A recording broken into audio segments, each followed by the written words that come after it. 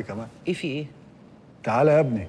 تاخد ايه؟ شوكولاته. طب استأذن الاول. ليه واستاذن ليه يعني؟ لا الادب يقول ان انت تستأذن. مين الادب ده؟ معلش. مين انت مين اصلا؟ ايه ده لا لا مش شرط ان اليافطه تبقى مهم يعني. مين يعني؟ مين حضرتك؟ انا مش فاهم يا عم، خليني بس اخد خلاص يا شوكولاتة. حبيبي خد. لا مش حكايه هي. لا مش حكايه.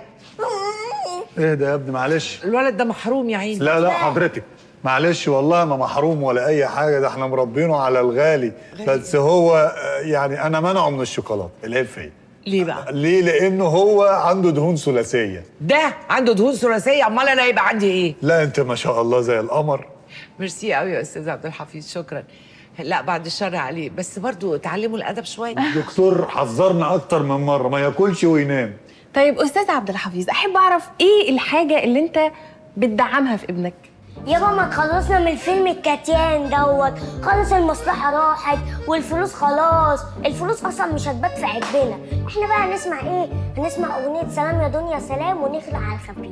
الولد ده بيتكلم لغه غريبه جدا. التمثيل موهبته الاساسيه اللي انا اكتشفتها فيه التمثيل.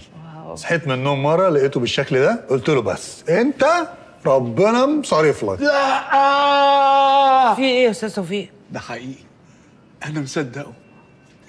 مصداقيا انت موهبه فذه